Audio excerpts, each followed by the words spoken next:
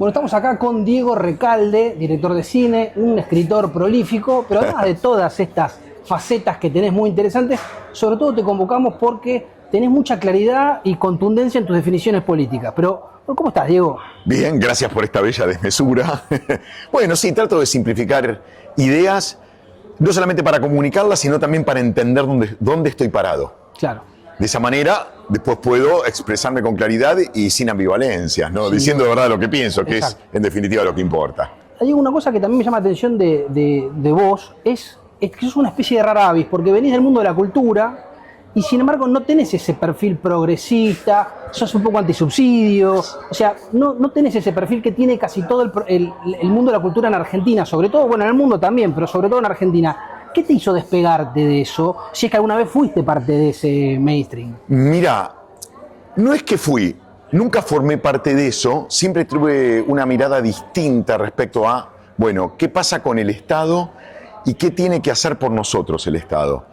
Porque para mí no está mal que el Estado te ayude, pero tiene que ser muy de vez en cuando, porque si no, yo al final me fui de la casa de papá para irme a vivir a la casa de papá Estado. Claro, sos dependiente de... Y no está bien porque nuestro Estado es deficitario, parasitario, bobo y ahora corrupto, de acuerdo a las últimas auditorías. Y si yo a ese Estado le pido plata, lo que estoy es generando más pobreza, porque estoy aumentando el déficit. Sí. Entonces, yo para mostrarle al Estado primero que puedo empoderarme. Ahí está la clave, ¿no? Que puedo volar por mí mismo. Sin depender de ellos. Lo que tengo que hacer es, bueno, alguna vez me ayudaste, ok, ya no me ayudes más, porque yo puedo, y si no puedo, tengo que seguir intentando poder. Claro. Porque ahí está la clave. Porque esa plata que vos recibís... O no serviré para eso. ¿Cómo? O no serviré para eso. No importa, porque yo de servir, no servir, me parece que es más discutible. De última agarro y sigo insistiendo, pero esa plata que vos recibís hay que tener siempre presente que es fruto de impuestos. Y las cargas impositivas empobrecen a las personas. Claro. Y la pagan de manera obligada. No es que el tipo elige pagar un impuesto para que vos puedas desarrollar tu sueño. Y a mí me parece, en definitiva, perverso esta cosa de tener un esclavo, porque no deja de ser un esclavo, que se levanta todos los días a las 6 de la mañana para que yo pueda filmar. Claro. Para romper con eso, más ahora que estamos en una situación de pobreza inédita, absoluta. Con 7 chicos pobres de cada 10 dejó esta señora. Sí, claro. En noviembre del 2023. Entonces, teniendo en cuenta que estamos en una situación como la que estamos, para mí hoy no hay que pedir nada, hay que poner el hombro y salir a producir por fuera del Estado para empezar a generar riqueza. Claro. Porque el sector privado genera riqueza, sin privado no hay Estado. Ahora, este discurso es medianamente nuevo en la Argentina. Te voy a decir que sí, no, porque en los 90 algo de esto se decía. Algo hubo, lo que pasa es que era una élite la que lo planteaba. Nunca hubo una conexión emocional con el discurso. Está buenísimo lo que señalas, totalmente. Ahora se le agregó vísceras. Me encantó cómo lo sintetizaste. Una conexión emocional. Ahora, lo que me llama la atención es a qué se atribuye o a qué atribuye el fenómeno de esta cuestión de los artistas o la cultura del lado del progresismo. En el periodismo pasa lo mismo. Es muy difícil encontrar, ahora sí, pero tal vez hace unos años, encontrar periodistas que sean de derecha o periodistas que tengan este tipo de discursos. Es una cuestión de formación, es una cuestión del gen argentino, es una cuestión de que el peronismo invadió todas las familias y por eso es difícil que se salga de ese tipo de discursos que teníamos tan incorporados. Ahí hay dos temas. El primero, yo no creo que el liberalismo sea de derecha. Es más, el liberalismo surge como respuesta a la derecha y a la izquierda, que esencialmente son lo mismo.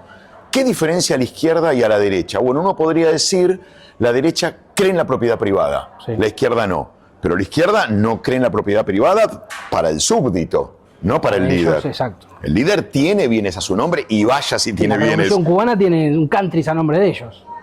Y la guita que hoy tiene Mariela Castro, que heredó de Fidel. Exacto. Pero la derecha, si tiene que ir por tu propiedad privada, ya te lo contó el Führer, te lo contó el Duce. Sí, claro. O sea, esencialmente son lo mismo porque apuestan por estados totalitarios que aniquila cualquier espacio de disenso, pagando todos los precios que haya que pagar. Si yo tengo que, por ejemplo, siendo de derecha, matar a ese tipo porque me está generando un problema, la derecha va y lo mata, o lo hace desaparecer. Y la izquierda es exactamente lo mismo. Por lo tanto, el liberalismo pone la lupa en el individuo, lo emancipa del Estado. Está más allá de la izquierda y la derecha. Eso por un lado. Respecto a lo segundo es, ¿qué les pasa a ellos? Claro, encontraron un modo muy cómodo de vivir.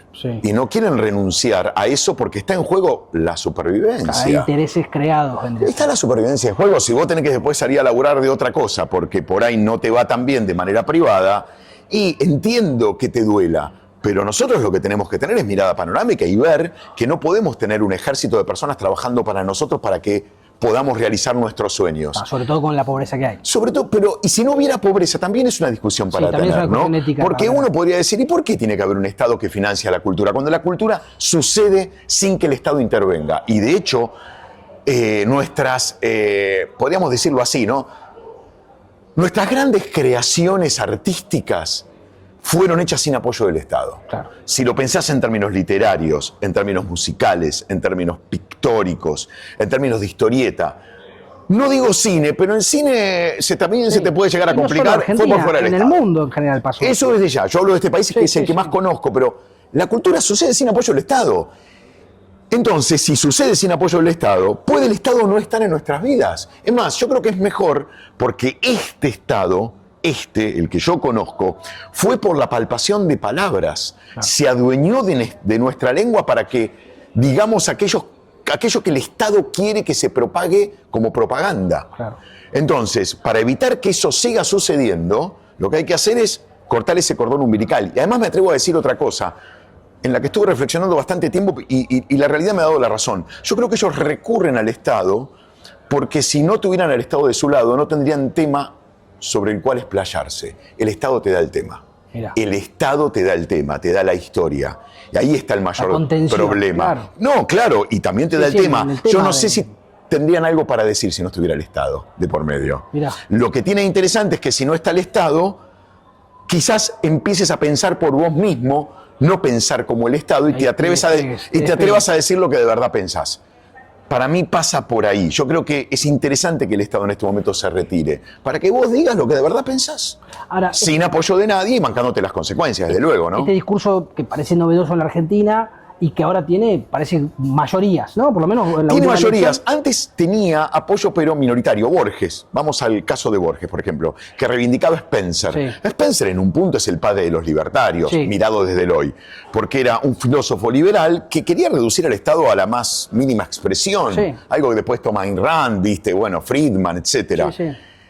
Y estamos hablando de la década del 50, 40... digamos, casi 80 años atrás. Es lo que te decía yo también, acá hubo fenómenos como la UCD, o el propio Ricardo López Murphy en 2003, pero no despertaban esta conexión emocional. Sí, es hermoso lo que vos dijiste, no llegaba a las vísceras y no llegaba sobre todo a la clase baja. ¿Y crees que es una cuestión coyuntural, que puede ser una moda, o crees que vino para quedarse este fenómeno y que la Argentina está virando hacia una cuestión, si querés, más sensata, más razonable, o por lo menos un cambio de paradigma? Mira, está muy bien lo que preguntas. Yo creo que si económicamente nos va bien, no va a ser una moda, porque van a ser un nuevo paradigma, que es lo que yo vislumbro que está pasando. Claro. Soy un optimista patológico, entonces siempre creo que vamos a estar mejor. Pero a mí la realidad me está contando que algo pasó. Si hoy un tipo de clase baja te dice, si la emisión genera inflación, quiere decir que hubo un cambio cultural muy grande. Enorme. Si un tipo de clase baja te dice lo que se robaron es lo que no está en las zonas que hoy no tienen agua potable, cloacas ni gas, quiere decir que el cambio llegó para quedarse. El plan Platita no funciona electoralmente, por ejemplo. Tampoco funciona porque de hecho perdieron la elección. El tipo, creo que por 20.000 palos emitió 20.000 millones de dólares para ganar la elección y la perdió, todavía estamos pagándolo. Sí, porque él emitió por 13 puntos del PBI. Claro. Y hubo 20.000 palos que lo destinó específicamente a la campaña. Y no ganó, afortunadamente, ¿no? Bueno, eso también viene a contarnos que hay un cambio cultural muy grande y poderoso y que yo creo que a esta altura no lo van a poder parar. Vos podés negar la realidad, podés hasta incluso ningunearla o enojarte, pero está. Cuando salgas, está. Yo preferiría ser más sabio y decir, bueno, ¿cómo me acomodo a esto que están haciendo? Y cómo también empiezo a establecer mecanismos de supervivencia para poder adaptarme a eso que están haciendo, para poder sobrevivir, ni más ni menos, ¿no? Sí. O sea, vos pensás que el éxito de esta idea está muy atada a lo económico. Entonces, por ejemplo... Y es el órgano del bolsillo más sensible, pero algo más coyuntural, por ejemplo, ¿no crees que esta cuestión que sucedió con lo de Ficha Limpia, que pareciera ser que es la primera bala que le entró al gobierno, por lo menos en términos de humor social? Mira, a mí la bala que más me entró fue cuando en la Cámara de Diputados cambiaron la ley bases, la redujeron a un resumen del Lerú, claro, sí, más miles de páginas, porque yo la conozco desde adentro esa ley. Y me dio mucha tristeza porque ahí están las bases para que la Argentina de verdad cambie. Claro. A mí me preocupa mucho más eso. ¿Por qué? Porque de última yo tengo un arma para defenderme si no existe ficha limpia. ¿Y cuál es? Voto limpio. Yo no voto corruptos. Nunca voté peronismo porque el peronismo no es muy distinto a la Cosa Nostra. Es una organización mafiosa. ¿Y cómo me defendí de ellos? Nunca votándolos. Claro. Entonces, si no está ficha limpia, no me angustia, no me preocupa. No te preocupa. No creo que sea una bala que le entre al gobierno. Ahora, que no salga la ley base, sí. Por eso es importante que en el 2025 ganen en ambas cámaras los liberales. Claro. Meto a todos los liberales, no quiero circunscribirme más a la libertad, pero bueno... esta convergencia electoral que podría ser con el PRO... Exactamente, la libertad avanza, en definitiva, es quien más está decidida a ir por ahí. Claro. Por eso prefiero que ganen ellos, desde luego, y yo los volvería a votar. ¿Te da temor que no se junten? Y que, porque esto funciona el peronismo, esto que vos decís, si no se juntan y si estas rispideces que hay entre Macri y Milei se profundizan y lo que es una fisura pasa a ser una fractura, ¿crees que funciona el peronismo y volvemos a la historia de siempre? ¿O crees que el peronismo, el kirchnerismo en esta etapa es parte del pasado? ¿No le ves uñas de guitarrero, vendría a ser? Sí, claro. Depende cómo se comporte Macri. En el sentido de esas razones que él finalmente va a esgrimir para romper con Milei, si es que sucede algo así, hay que ver si lo deja bien o mal parado. Claro. Por ahí lo deja muy mal parado. Lo debilita, claro. Y termina recordando a el Alfonsín que se separó de la Rúa para que de la Rúa no pueda llevar adelante esas reformas del Estado que pretendía llevar a través de López Murphy. Entonces, si Macri toma el camino de Alfonsín, y puede terminar como Alfonsín, que no terminó bien parado. Sí ejemplo, reconocido post-mortem, pero no en el momento que estaba vivo, digamos todo. En ese ejemplo, daño le hizo a De la Rúa. O sea, que daño le hizo a De la Rúa porque el golpe sucedió. Ahora ya no están dadas las condiciones para que eso pase porque tenemos las redes sociales. Si no hubieran existido... El brazo armado, como diría el Gordán. Pero es real, el celular es el arma que hoy tenemos para defendernos. Porque hoy por hoy la información circula muy rápido y la mentira, gracias a Twitter, tiene tweets cortos. Claro. Te dura poco el engaño. Por eso no están haciendo hoy nada. No porque decidieron no salir a la calle. Ya no tiene legitimidad la protesta, perdieron el apoyo social. Se notan los hilos del títere. Claro. Se ve la mentira, se ve que la finalidad es simplemente el golpe de Estado. Además, ahora ya sabemos que el peronismo es un partido golpista. Yo ya lo sabía, pero ahora se sabe a nivel masivo. Ya no es solamente que se cargó a Frondizi, que se cargó a Ilia, asociándose en su momento con Onganía. Te voy a decir algo. Que negoció el golpe de Estado del 76, porque esa es otra de las grandes mentiras de la Argentina. Fue un golpe negociado. Más saco un libro ahora en marzo donde me aboco, entre tantos temas, a este tema. Ya sabemos que volteó a Alfonsín y ya sabemos que quiso voltearlo a Macri y no pudo. Eso los dejó muy expuestos y muy desnudos. Ya no tienen chance de ser creíbles. Ya sabemos que mienten, que lo único que quieren es el poder por el poder mismo. ¿Para qué? Para seguir saqueando al Estado. Estas cosas que vos contás siempre son muy interesantes, estas cuestiones históricas, muchas veces en las revisiones históricas. Por ejemplo, una cosa que decías o contabas, poco se sabe de la corrupción de Perón y de una cosa que decís vos, que estaba condenado por genocidio. Bueno, no, hay una cosa muy interesante. Perón es el único presidente cuyo poder ejecutivo fue culpado y responsabilizado por genocidio por los famosos, mejor dicho, por los tristemente célebres hechos acaecidos en 1947, en octubre, cuando él ordenó, y está eso contado en el expediente y en el fallo, exterminar a los Pilagás. Que hasta incluso se adulteró el número, porque si vos lees el expediente se hablan entre 7.000 y 8.000, casi la comunidad entera, por eso se habla de genocidio. Claro. Es un número muy grande, muy impactante. Más para la época también. Más para la época también. Lo que pasa es que el fallo es reciente, no tiene más o menos 4 o 5 años y fue en 3 instancias. En la primera deja abierta la posibilidad de calificar al hecho como genocidio, pero sí se habla ya de crímenes de lesa humanidad. Y ya en segunda y tercera instancia se habla concretamente de genocidio y se le prohíbe al Estado apelar. Este es, jurídicamente hablando, ¿no?, el único genocidio que tiene la Argentina.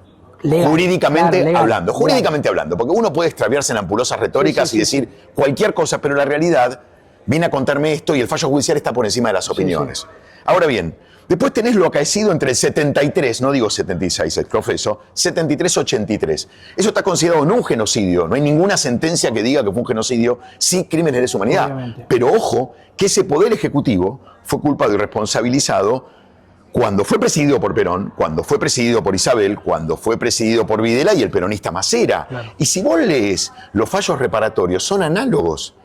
Los considera parte del mismo hecho, del mismo proceso. Claro. Y responsabiliza al comandante en jefe de las Fuerzas Armadas. ¿Que quién es? El presidente. Ni más ni menos. Entonces, Perón, a diferencia de Videla y el peronista Macera, además de haber sido culpado y responsabilizado por crímenes de lesa humanidad, fue culpado y responsabilizado por genocidio. Lo mismo que Isabel. Lo que pasa es que en Argentina se dio un contrasentido judicial. A Isabel no se la juzgó porque Alfonsín negoció, hasta tengo los motivos por los cuales, claro, y material al respecto, porque terminó negociando. De hecho, hasta le devuelve una plata que ella se afanó. Lo mismo que Perón. Porque Perón, vos hablaste recién del enriquecimiento ilícito. Cuando Perón, en 1955, le encuentran 2 edificios, un avión, lanchas, 200 motonetas, lingotes de oro, plata, etc. Y le dicen, bueno, justifícame esto y yo te lo devuelvo. Él manda a su abogado a decir, dice el general que se lo regalaron. Claro. Que además es un delito recibir dádiva siendo presidente. Insaurralde es peronista, entonces. Claro, bueno, ¿qué hace? ¿Y qué hace? Mirá, ¿qué hace en ese momento la Revolución Libertadora, no fusiladora? Le confisca los bienes. Y acá viene lo más atroz. En el 73, cuando él vuelve al poder, por el Congreso, lanzan, esto es increíble, un decreto donde obligan al Estado a devolverle todos esos bienes que Perón no había podido demostrar el origen de los mismos. Claro. Y le devuelven esos fondos ilícitos en dinero en efectivo, no en bienes, porque los edificios ya vivían otras personas, bueno.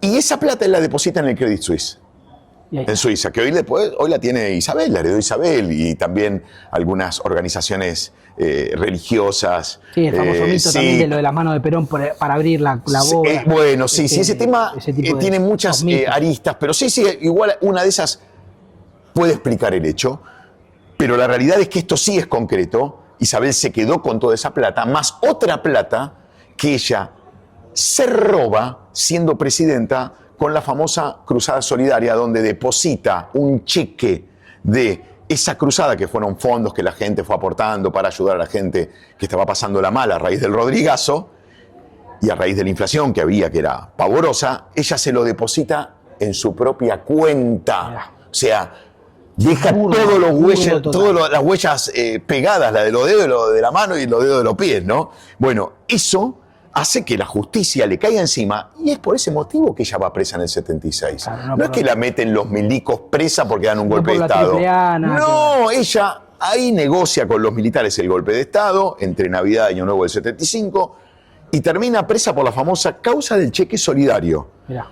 Y esa causa después se la limpia Alfonsín, pero bueno, ese es otro tema. Pero la realidad es que esa plata después se la termina quedando. Se la quedó. Se la quedó, como también se quedó los bienes mal habidos del general. Es decir, el saqueo y el enriquecimiento ilícito es una tradición peronista. Claro, el peronismo, en su ADN, tiene esta forma de concebir el poder. Y obviamente sus hijos, nietos, lo heredaron, ¿no? Diego, la última cortita... Perdón, hablé demasiado. No, pero muy interesante. Pero la última cortita tiene que ver con, te traigo para acá, con la misma corrupción, esta cuestión del gran bonete, con lo que pasó con el senador Cuéllar. Sí, claro. Que Cristina dice que es libertario, Milei dice que es un problema del kirchnerismo. Esto es una gran joda a la Argentina, donde un tipo que fue inventado por un partido político, porque a los 6 meses le aparece plata, quieren decir que no es de nadie, que es de alguien, que bueno, es de otro. En los momentos donde te agarran robando te dejan solo, pero... En ese sentido, el peronismo ya nos sorprende. Claro. Pertenecía al peronismo, en el ADN del peronismo está el enriquecimiento ilícito como forma de vida, está el pedir coimas para cualquier cosa, en el caso de que haya pedido coimas para aprobar una ley. Exacto. Pasa por ahí. Entonces, lo que nosotros tenemos que tener en cuenta es que nos gobernó desde el año 46 una asociación ilícita que por eso fue proscripta, porque otra cosa que no nos cuentan es que a partir del 55 y sobre todo con lo que estaba pasando en Europa, el peronismo se retira del poder, porque se retira, más allá de que Perón huye y hay un golpe de Estado, dados por los ex socios de Perón. Sí. Porque fue una pelea entre peronistas, por 2 motivos que hace que un partido sea proscripto. ¿Cuáles son? Crímenes de lesa humanidad Claro, Porque Perón había armado grupos de tareas durante su gobierno, entre el 46 y 55, para asesinar, desaparecer y torturar opositores, y por el saqueo inédito que había la corrupción. Sí, que había tenido el país. Exacto. En términos de Estado. Nunca se había robado tanto. Y Perón se va del poder solo, y por eso en sus cartas putea a la CGT y a la Iglesia, porque la CGT le suelta la mano a partir de la inflación pavorosa que había, porque no te olvides también que la inflación comienza con Perón. Claro, empieza ahí. Porque comienza a emitir, cambia la carta del BCRA para poder emitir. Consecuencia de eso, el dólar pasa de 4 a 32 pesos, sube un 700%. Y en segundo lugar, salía con una nena de 14 años, motivo por el cual la Iglesia le suelta la mano porque él quería casarse con Nélida Aide Rivas. Y no solo eso, su ministro de Educación, Méndez de San Martín, le había armado la UES, que es la Unión de Estudiantes Secundarios, para que él pudiera castigar nenas. Porque no solamente la cosa quedó reducida a Nélida Aide Rivas, también estuvo con otras nenas. Y fue un escándalo mayúsculo que no había manera de pararlo porque ya era Vox Populi y había muchos padres que tenían miedo de mandar a sus hijos al colegio porque esos colegios estatales, sobre todo, después mandaban a los alumnos a la Quinta de Olivos para que el general, iba a decir el pene, mirá qué fallido, el general castiñara. Bueno, Diego, muchísimas gracias. Muy largo, perdón, se habló demasiado. Extraordinario. Muchísimas gracias por favor. Creo que tengo claro a quién no vas a votar. A quién nunca voté. Mira, te voy a decir algo. Hace 3 generaciones que soy antiperonista. Mi abuelo era antiperonista, mi viejo era antiperonista y entendí por qué cuando me puse a estudiar el movimiento. Por eso saco este libro, para que se terminen de una vez por todas mitos que han sido muy nocivos y que no tienen correlato con la realidad. Ningún correlato, pasó todo lo contrario. El partido que dice saber sobre economía y sobre derechos humanos fue quien más los violó y quien menos sabe sobre economía porque no sabe generar riqueza. Diego, muchísimas gracias. Por favor, un placer. Y muchas gracias por venir. Un placer, querido.